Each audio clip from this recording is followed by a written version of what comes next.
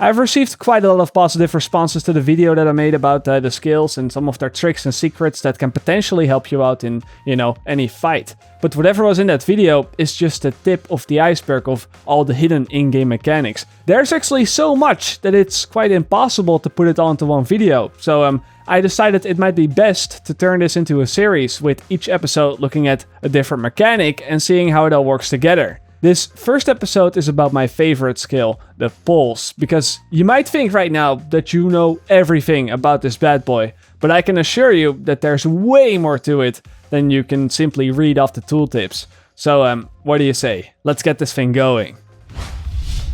Now, before we're going to talk about the details, I think it's best to get one big misconception about the pulse out of the way, and that is that the pulse increases your overall critical hit chance and your critical hit damage, because the pulse doesn't do that. You might be thinking to yourself right now, Marco, what are you even talking about? You just recently made a video about how to get 100% crit chance, with the pulse. And it even says right there in the tooltips that the pulse increases your critical hit chance and your critical hit damage. But before you freak out and think that I might have lost my mind, just hear me out. When you use the pulse, there's actually a little more that's going on. First up, you will apply a mark to your enemies. That is the effect that you know so well, and that's the effect that lets you see them through the walls. Now, your character will only do that increased critical hit chance and increased critical hit damage to enemies that are marked. So, when, for example, you use your pulse and somebody is out of the initial scan range, that means that they will not be marked, and thus they will not be taking an increased amount of critical hits and critical hit damage. Essentially, the pulse is 100% useless. The same goes for any pulse concealment that some of the skills can provide. Activating pulse to kill players who are concealed is again 100% useless, since, it will not mark them, and therefore it will not increase your critical hit chance and your critical hit damage versus those guys. Now, with that out of the way, let's take a look at the main skill itself a bit more. With 0 skill power, the base values for the pulse without mods would be a range of 60 meters, a duration of 25 seconds, a critical hit chance of 12.8%, a critical hit damage increase of 25.60%, and a cooldown time of just over 55 seconds. Of course, different mods will throw these values around. For example, Recon Pack increases the range by 20 meters and it allows you to scan loot with it. But the trade-off is that the duration is quite a bit shorter. Then you have the Scrambler mod, which obviously protects you from enemy pulses, but the trade-off there is that it has a much weaker mark itself, meaning you will do less damage. The last one, a Tactical Scanner, makes you do 10% bonus damage to anyone that's marked, and this bonus damage also applies to normal hits, so when talking damage-wise, this is probably the best one. However, do take note that this 10% damage only applies to bullets. If you try to throw grenades or damage enemies with skills, nothing will change. Now, a higher skill power can help to push these base values a bit more.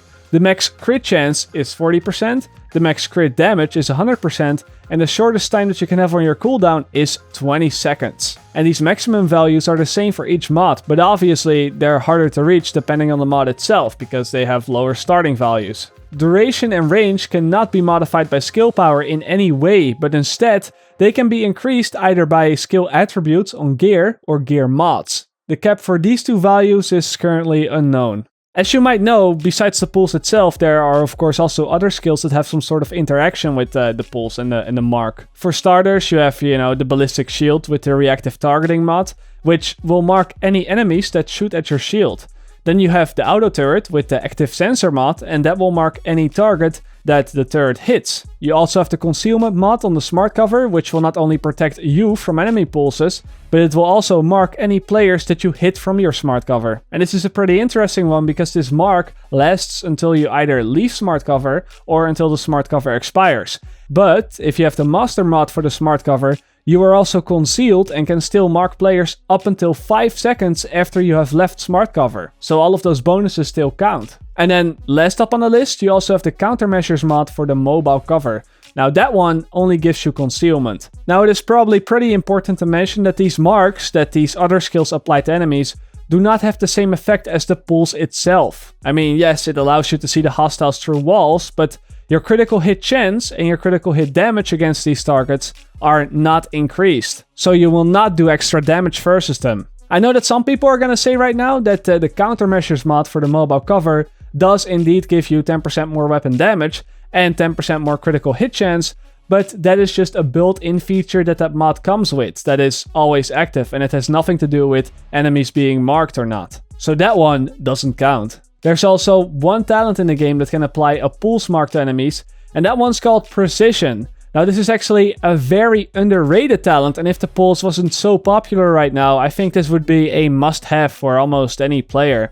Unlike the mods on the other skills, the mark that this talent gives you actually brings the benefits that a normal pulse would give you as well. So when you mark a hostile with this, you will have that increased critical hit chance and critical hit damage for 10 seconds long. The thing is though, is that skill power does not affect talents, and thus this bonus will have the same strength as a normal pulse if a player were to have 0 skill power, which is, as I mentioned earlier, a 12.8% critical hit chance and a 25.6% critical hit damage. I mean, still, that talent is potentially more useful than the actual pulse itself for players with a low electronic setup. A couple of things to note about this talent though, is that first up, it cannot be reapplied to targets that are already under the effect of a pulse. This means that you cannot refresh the effect on the same target until the effect has worn off.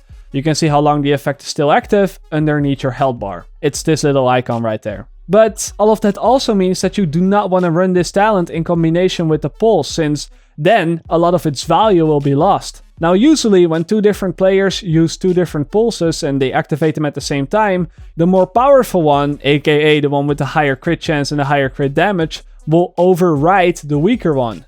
But this talent ignores that rule, so if you for example decide to run the turret that marks enemies, and the turret actually marks an enemy before you can headshot him, the talent will not trigger because the target is already marked. Problem here is that the mark that the turret provides doesn't really offer those critical hit chance and critical hit damage bonuses. So again, you're losing a lot of value. I do believe that this is a bug, however, and maybe in the near future this will get fixed. But while we're on the topic of bugs, a lot of people have been saying that the tech support talent is bugged and simply not working with the pulse. This talent is supposed to increase the duration of any active skills by 10% for every kill that you get, and currently it doesn't do that with the pulse. However, I do believe that this is working completely as intended. You see, the pulse is something that applies a mark upon activation, but it will not continuously reapply that same mark. A good way to show this off is to use the pulse just before the concealment of this other player wears off. The concealment is still active the moment that I activate my pulse, which is preventing him from being marked. But then after the concealment expires, my pulse is still active. Yet, this guy isn't getting marked. That is because the pulse doesn't reapply any marks. It's a one-time thing, so that is why you cannot extend the duration of it. Now before I go, I quickly want to mention something about the master mod for the pulse, which is that if there are enemies in the range of the pulse, but you haven't activated your pulse yet, the icon will rapidly start to flash red, giving you a small warning without you actually having to use your pulse. Additionally, if you get pulsed by another player, you will also receive a warning for this time on your character. You will start to see these dots, just like if you were to pulse someone else. These dots can either be in white or in red, and that depends whether you got pulsed by a neutral agent or a hostile one. And that is pretty much everything that I can possibly tell you about the pulse and how it all works together. Now, I've got a couple more topics for future episodes already planned, like for example crowd control, healing, damage mitigation, and damage stacking. But if you have, that one thing that you always wanted to know just a little more about, but you could never figure it out, drop it in the comments and I'll see if I can make a video about that in the near future as well. As always, I really hope you enjoyed. Of course, I also really hope it helped. And I will see you guys later, or like they say, in the Netherlands. Zie je later!